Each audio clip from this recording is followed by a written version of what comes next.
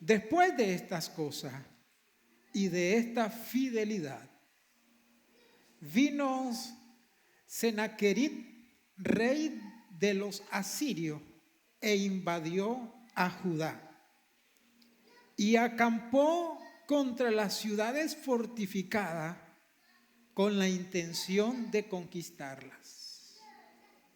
Viendo pues Ezequías la venida de Sennacherib y su intención de combatir a Jerusalén, tuvo consejo con sus príncipes y con sus hombres valientes para cegar las fuentes de agua que estaban fuera de la ciudad, y ellos le apoyaron.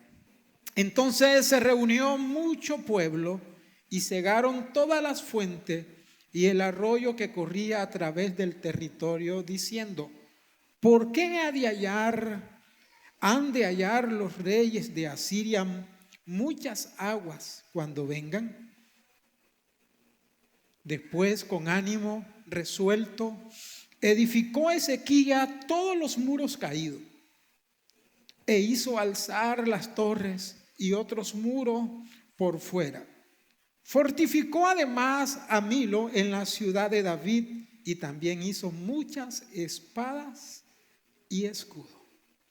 Y puso capitanes de guerra sobre el pueblo y los hizo reunir en la plaza de las puertas de la ciudad y habló al corazón de ellos. Voy a terminar con unos versículos. Versículo 20, por favor.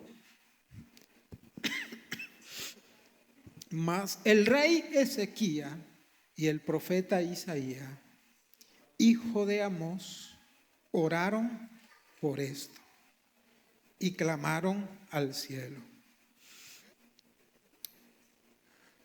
Y Jehová envió un ángel, el cual destruyó a todos los valientes y esforzados y a los jefes y capitanes en el campamento del rey de Asiria. Este se volvió por tanto avergonzado a su tierra, y entrando en el templo de su Dios, allí lo mataron a espada. ¿Quiénes lo mataron? Sus propios hijos. Amén. Este capítulo 32 del segundo libro de Crónica nos habla de una invasión. Sennacherib era el rey de los asirios. Asiria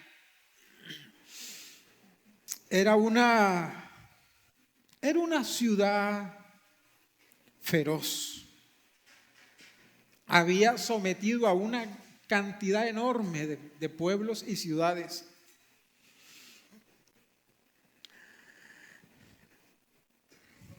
Para expandir su territorio, su poder, su influencia. Hoy siempre se hace, solo que de una manera moderna. Pero los que tienen poder siempre someten a quienes no tienen. Entonces Sennacherib, rey de Asiria, cada vez estaba invadiendo más ciudades, porque eso tenía un propósito. Invadir ciudades tenía un propósito. Uno de los propósitos era obtener impuestos de las ciudades conquistadas. No crea que era invadir por invadir. No, invadían, sometían, ponían una especie de gobernador, y ese gobernador tenía que recaudar los impuestos y pasarlos al imperio. Entonces, el propósito era cada vez someter más gente, y había todo un protocolo. No crea que la guerra, aún en la guerra, cualquier guerra tiene un protocolo, un código que hay que seguir. No crea que invadían y se llevaban a toda la gente, no. Bíblicamente había un orden. Por ejemplo, cuando invadían una ciudad, además de saquearla, violar a sus mujeres, que era parte de todo lo que se hacía, todavía se hace. ¿Ok? ah, se llevaban a los muchachos, a los jóvenes más preparados. Sí, había un protocolo de cuáles eran las personas que primero se llevaban, en segundo lugar, en tercer lugar y de último. Entonces los feos, por ejemplo, tenían pocas probabilidades. Y si era feo y poco preparado, usted y yo no hubiéramos quedado. Amén. No hubiéramos quedado en el territorio. Qué grosera es la vida, ¿verdad? Pero hasta en la guerra era así, hermano. Entonces, el rey Sennacherib invadió Judá y ahora pretendía llegar a lo que era la capital, Jerusalén, la cabecera, a lo que es el centro de adoración de Israel, ¿verdad? Y esas eran sus pretensiones, poder llegar. Entonces a Ezequías se da cuenta de las intenciones del rey Sennacherib. Ezequías era un hombre de fe. Era un hombre de fe. Pero la fe bíblica con frecuencia es muy diferente a la fe moderna, hermano. Hay gran abismo entre la fe bíblica de hombres bíblicos y la fe moderna. Entonces Ezequías lo primero que hace es consultar. El capítulo 32 empieza diciendo después de estas cosas, ¿a cuáles cosas se refiere? A toda. Ezequías había hecho toda una reforma en Israel, toda una reforma. Entre eso había Israel, cuando Ezequías llegó al reinado, Israel adoraba en diferentes puntos, idólatra. Y entonces Ezequías, parte de la reforma que hizo fue cortar. Y digo, aquí vamos a adorar al Señor. Solo hay un Dios y vamos a adorar en Jerusalén. Nada de andar adorando en lugares altos y haciendo sacrificios. Porque aunque ustedes no crean, el que empezó a meter la idolatría fue el hombre más sabio, Salomón, con su apostasía. ¿Qué quiere decir eso? Que usted y yo podemos ser los más sabios del mundo, pero si nos descuidamos podemos terminar como la gente más necia, como la gente más insensata. Usted no ha conocido gente que uno dice, oye, pero si ese hombre adoraba a Dios, era un buen líder, era un buen predicador, y ahora dice cualquier barbaridad de la iglesia de Dios. Porque uno puede ser una persona muy sabia, pero si se descuida, puede terminar siendo la persona más necia. Entonces Salomón empezó a introducir toda una gran barbaridad en Israel, y así los reyes siguientes, porque Israel dejó fraccionado, Salomón dejó fraccionado a Israel, y de ahí el reino se dividió. Llega Ezequías a uno de los reinos y hace toda una reforma, quita los ídolos, quita la idolatría. Por eso es que el capítulo 32 dice, después de estas cosas y de esta fidelidad, no está hablando de la fidelidad de Dios, está hablando de la fidelidad del rey Ezequías, que había hecho las cosas con muy buen orden, un buen rey hasta el momento, un buen rey dedicado. Entonces Sennacherib, rey de los asirios, le dice, vamos sobre Jerusalén y la vamos a destruir. Y si usted lee todo el capítulo, va a encontrar que Ezequías confiaba mucho en Dios, pero tomó sus medidas, se cuidó. Entonces veamos algunas de las cosas que hizo el rey.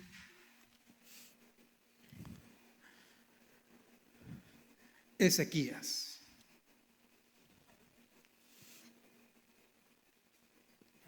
Versículo 3, por favor. Si podemos poner el versículo 3. A propósito, disculpen que el viernes se nos fregó un data. Ya ese data tenía casi 4 años. Y de pronto se nos fue. Ya en estos días pensamos, no nos dio chance para poderlo tener para hoy. Pero ya para el miércoles, ya eso va a estar solucionado. Capítulo 32, versículo 3, por favor, si lo ponemos acá en pantalla. Tuvo consejo con sus príncipes y con sus hombres valientes. Lo primero que hizo Ezequías cuando se da cuenta que el rey Senaquerib dice, vamos a caerle a Jerusalén. Hay un dicho que dice, perro que ladra. Bueno, Senaquerib ladraba y mordía. Sí, no era de lo que amenazaba y quedaba en amenaza, era de lo que ladraba y mordía. Entonces, Ezequías lo primero que hace es consultar a sus príncipes. Príncipe es una palabra que se puede traducir como principales, líderes. Y va donde ellos y les consulta, ¿qué podemos hacer?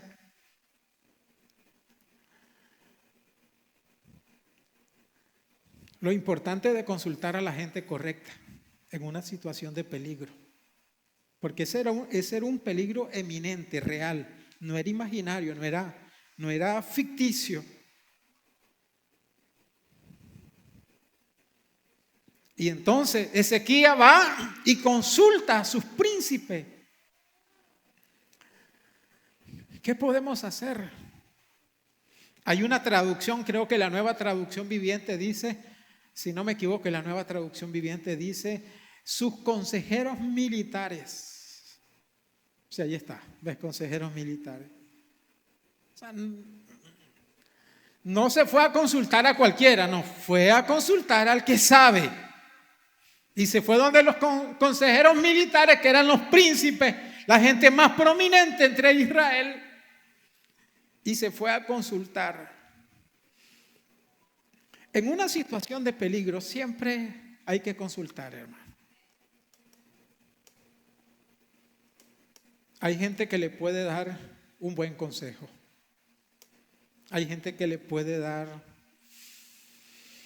una palabra clave, una acción que usted necesita hacer. La Biblia en eso es muy enfática. Hay muchos versículos, solo voy a ir a 2 rapidito por razón de tiempo. Proverbios 11:14, por favor, Proverbios 11:14. Donde no hay dirección sabia, caerá el pueblo. Mas en la multitud de consejeros, ¿qué cosa hay? Hay seguridad. Esto lo aplicó muy bien el rey Ezequías. Se fue a los consejeros porque en la multitud de consejeros hay seguridad. ¿Y por qué él necesitaba seguridad? Porque Jerusalén estaba siendo amenazada por un hombre que no respetaba a nadie y tampoco a Dios. Tan así que Senaquerib dice, ¿en qué confían ustedes? ¿En qué se apoyan ustedes? Hemos conquistado tantas ciudades y ninguna de las ciudades sus dioses las han salvado. ¿Y sabe lo peor que pudo haber dicho Senaquerib? Mucho menos el Dios de ustedes. O sea, puso a Dios de Israel, lo puso por debajo de los dioses de las ciudades. Ni siquiera dijo, ni el Dios de ustedes, dijo, mucho menos subestimó a Dios. Era un hombre irrespetuoso. Entonces Ezequías sabía que en la multitud de consejeros había seguridad. Proverbio 24:6, por favor. Solo menciono estos 2 para continuar con el relato. Proverbio 24:6. Porque con ingenio harás la guerra. ¿Qué se necesita para la guerra? Creatividad, hermano, estrategia, ingenio. Y en la multitud de consejeros está la victoria. Entonces el rey Ezequías va y consulta a sus consejeros. Era necesario. Cuando usted busque a gente para que lo aconseje, especialmente busque tres tipos de características en un consejero. Yo no voy a ir a los detalles, pero eso está ahí en el relato. Gente experimentada o experiencia. Primero, experimentado o con experiencia. Se necesita consultar gente con experiencia. Él se fue donde los consejeros militares, donde los principales.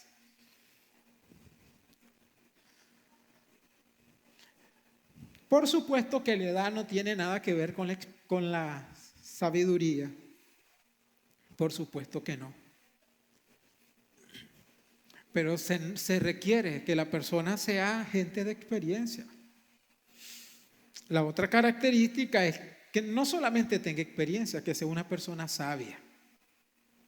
A las personas a las que consultamos, que sea sabio. Y en tercer lugar, yo diría que a las personas que consultamos sean personas que temen a Dios. Eso es muy importante. De lo contrario, uno puede fracasar con un mal consejo. La Biblia dice: no seas sabio en tu propia opinión. A veces hay situaciones en las que uno necesita consultar a alguien, hermano. ¿Qué puedo hacer? Estoy en una situación de riesgo, estoy en esta situación de peligro, hay este problema, ¿qué puedo hacer? ¿Se acuerdan ustedes cuando Roboam, con la muerte de Salomón, Roboam asumió el reino? Y se presentó Jeroboam, avalado por el pueblo. Jeroboam se convirtió en el vocero del pueblo y Jeroboam fue donde Roboam, dos nombres parecidos. Pero el rey era Roboam. Y entonces Jeroboam le dice el pueblo que disminuya los impuestos, que no seas tan duro y que te vamos a servir. Se lo estoy parafraseando.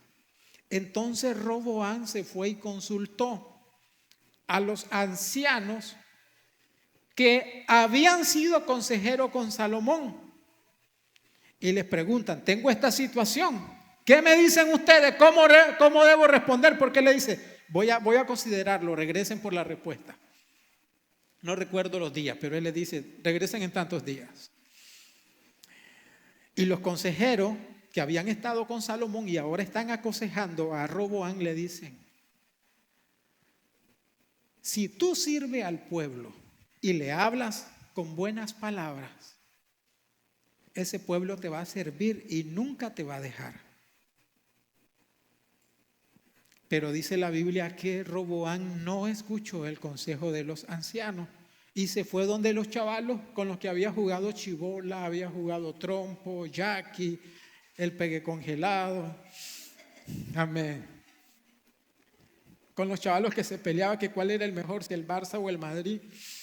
Y se fue donde ellos y les dice: tengo esta situación y ¿qué debo responder? Y los chavalos le dicen: dile que el más pequeño de tus dedos será más pesado que el lomo de tu padre. Y eso le dijo. Y por eso el reino de Israel hubo una revolución, una revuelta, una división, y el reino se dividió. Lo importante de una situación de peligro, en una situación de riesgo, en una situación que amerite, saber a quién buscamos como consejeros. Es necesario. Entonces, Ezequías, aunque confiaba en Dios, porque si ustedes leen todo el capítulo, es un hombre que confiaba plenamente en Dios, pero no es de aquellos cristianos que dice: yo confío en Dios y se queda haciendo nada, sino yo confío en Dios y toma sus propias medidas de seguridad. Yo siempre he dicho aquel pensamiento que he tratado de hacerlo muy popular. Diga conmigo: Dios no cuida descuidos. A ver, una vez más: Dios no cuida descuido. Entonces, eso fue lo que hizo Ezequías. Confiaba en Dios, sabía que Dios tenía el poder para cuidarlo, defenderlo.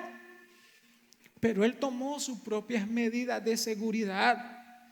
Y parte de esas medidas de seguridad fue buscar consejo. Lo segundo que hizo Ezequías fue reforzar la ciudad. Reconstruir la ciudad. Dice que habían muros que estaban caídos. Eso está en los versículos que leímos.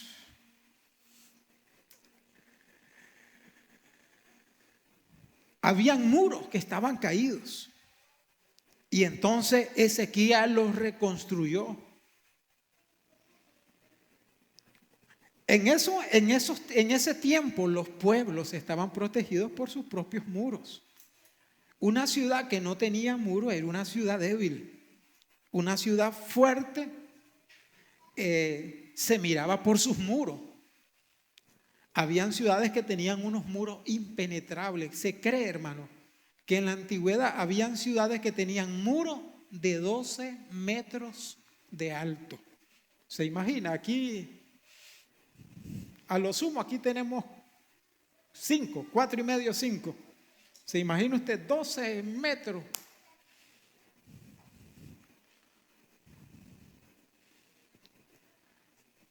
Entonces él reconstruyó aquellas partes de los muros que estaban debilitados, que estaban destruidos, los reforzó, los reconstruyó. Eso es reforzar la seguridad de la ciudad. También cerró las fuentes de agua. Normalmente las ciudades se edificaban cerca de fuentes de agua. El agua siempre ha sido un valor, hermano. Un bien con un valor, un recurso natural con un valor incalculable. Y entonces él cegó los pozos y las fuentes. Porque dice, ¿cómo le vamos a dejar abundante agua a los enemigos?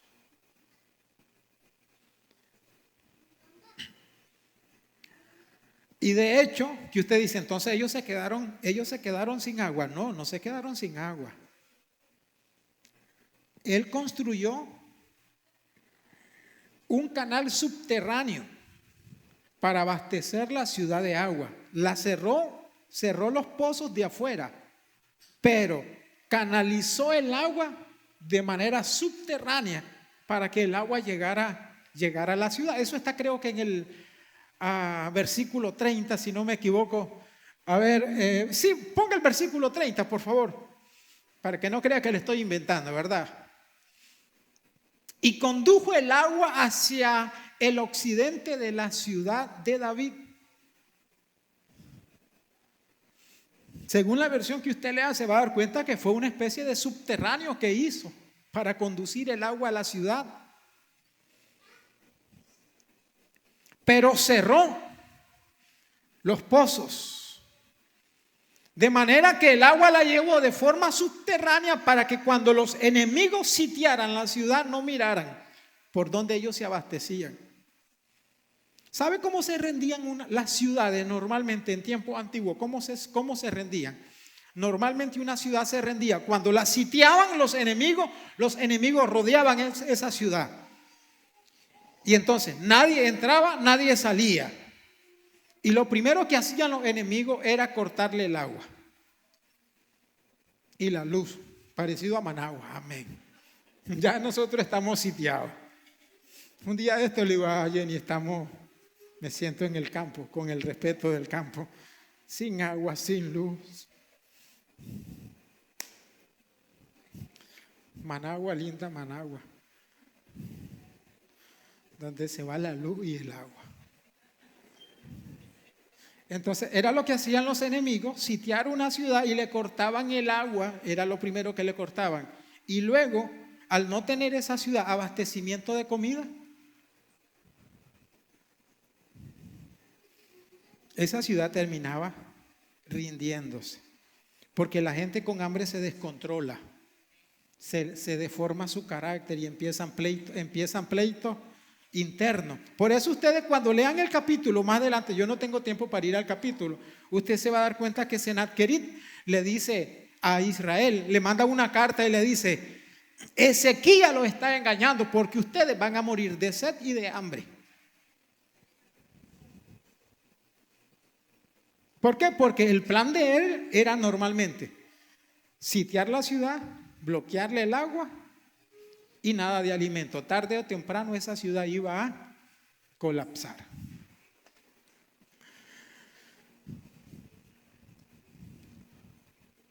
Lo otro que hizo Sennacherib, se lo menciono rápido, construyó torres. La torre es para tener una buena vista, para tener una buena mirada. Asignó oficiales, organizó al pueblo en oficiales y puso gente que dirigiera. Usted va a dirigir a tanto, usted va a dirigir a tanto. Organizó al pueblo y puso jefes militares. Se estaba preparando. Y mira lo que dice el versículo, por favor. Versículo 5. Al final del versículo 5. Y también hizo muchas, ¿qué hizo? Espadas y escudos. Un hombre que está confiando en Dios está tomando todas sus medidas de precaución. Hombre prevenido vale por. Y era un hombre de oración. Si usted ve en el relato hay varios versículos donde se menciona que oró.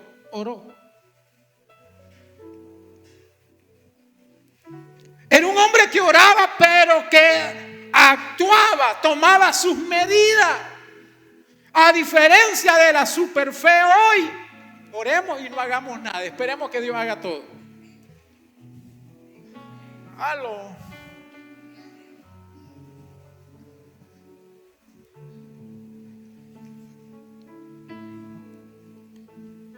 ¿Se acuerdan? Ezequías me recuerda a Nehemías. ¿Recuerdan cuando Nehemías reconstruyó los muros de Jericó?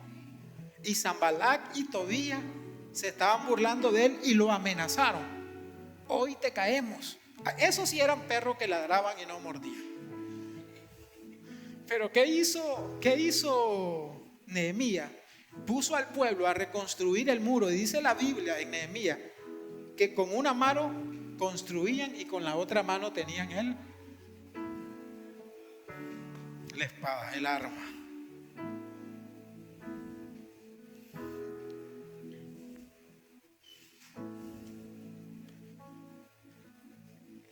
Eso es cuidado, hermano. Eso es cuidado.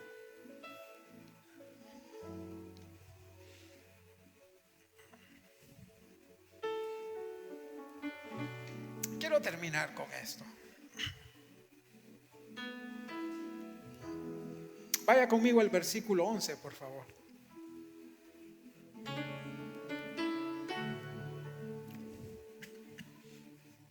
Estas son palabras de Sennacherib, versículo 11. Dice: ¿no os ha engañado Ezequías para entregaros a muerte, a hambre y a sed, al decir: Jehová nuestro Dios nos librará de la mano del rey de Asiria? ¿No es Ezequías el mismo que ha quitado sus lugares altos, sus altares, y ha dicho a Judá y a Jerusalén: delante de este solo altar adoraréis, y sobre él quemaréis incienso? Mire qué hombre más atrevido, versículo 13. ¿No habéis sabido lo que yo y mis padres hemos hecho a todos los pueblos de la tierra? ¿Pudieron los dioses de las naciones de esa tierra librar su tierra de mi mano? ¿Qué Dios hubo de entre todos los dioses de aquellas naciones que destruyeron mis padres, que pudiesen salvar a su pueblo de mis manos? ¿Cómo podrá vuestro Dios libraros de mi mano? Ahora pues, no os engañe Ezequías, ni os persuada de ese modo, ni le creáis que ningún Dios de todas aquellas naciones y reinos pudo librar a su pueblo de mis manos y de las manos de mi padre. Y mire, el atrevido le dice: cuánto menos vuestro Dios os podrá librar de mi mano. Este se creía todo omnipotente.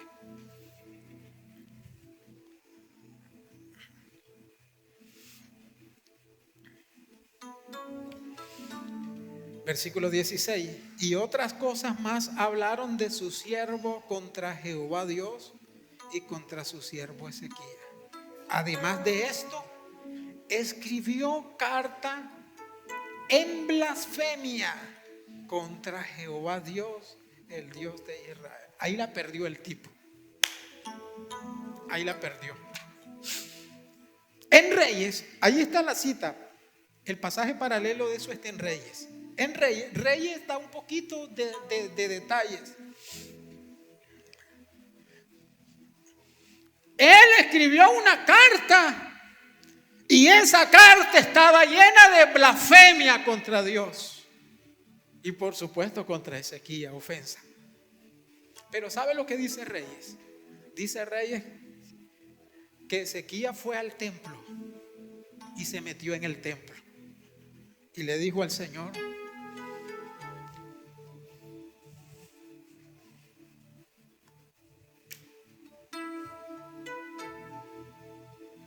eso hizo. Llegó al templo, abrió la carta y se la presentó al Señor.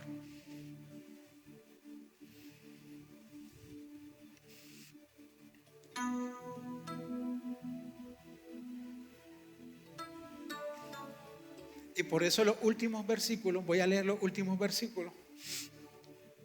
Versículo 20, por favor.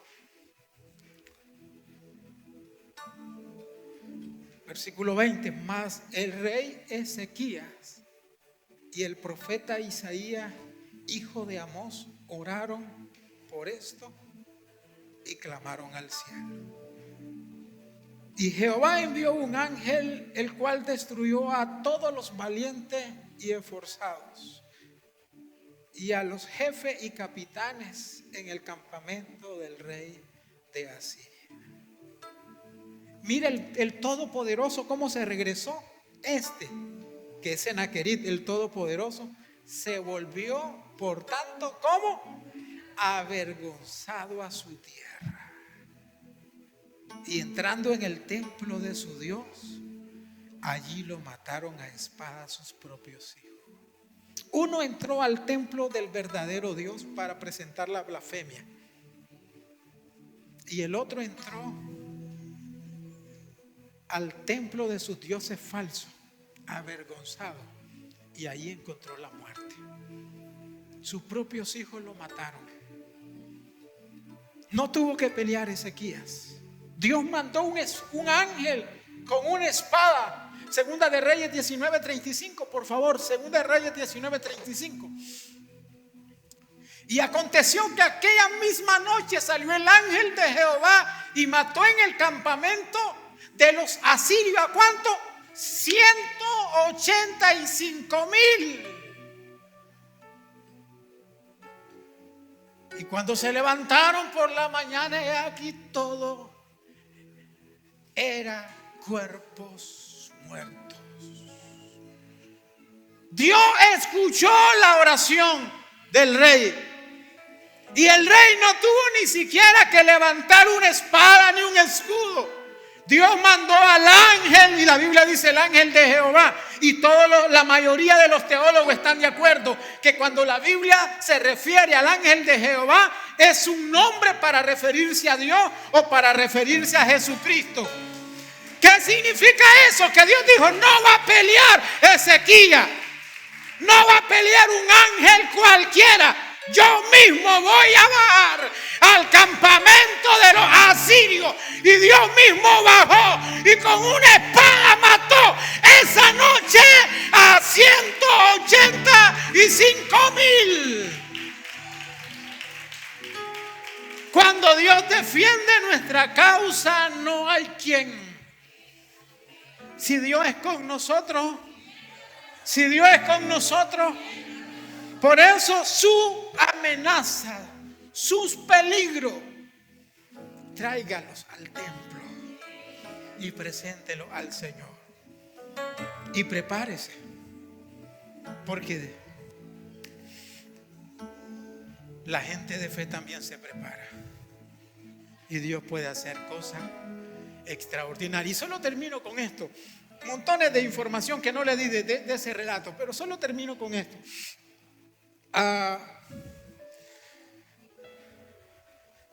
Ezequías se alió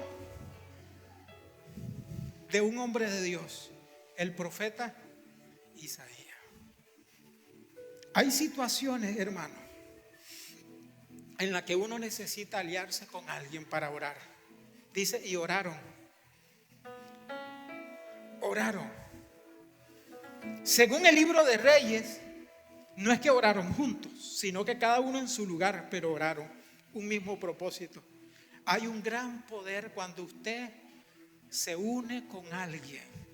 Por eso cuando usted esté pasando por una enfermedad, por un riesgo, por una situación grave, acérquese a un hermano. Por eso es importante tener a alguien en la iglesia cercano a uno y uno le dice, hermano, necesito que ores, necesito que me apoyes en oración. Y vea, hermano, cuando alguien, dejemos de ser mentirosos, hermano, porque si hay un atajo de mentirosos es la iglesia. Hermano, voy a orar por ti y nunca oran. Gente que te pide oración y dice, sí, hermano, te prometo orar, y no oran. Cuando alguien le pida oración, sea serio, dígale, voy a orar y ore. Y si no lo va a hacer, no le prometa oración a nadie. Aló. Pero hay un poder extraordinario cuando nos unimos a la petición de alguien. Señor, ayuda a mi hermano. Señor, guarda a mi hermano. Y aquel pasaje que lo hemos sacado de contexto nosotros, pero tiene un valor real. Donde 2 o 3 nos reunimos para orar, le será concedido. Y no solamente donde nos reunamos. Pueda que usted esté en su casa y el otro esté en su trabajo. Pueda que uno esté en una ciudad y el otro en otra ciudad. Pero cuando unimos nuestra oración con un solo propósito, sin duda alguna, Dios va a hacer algo poderoso. Vamos a ponernos de pie.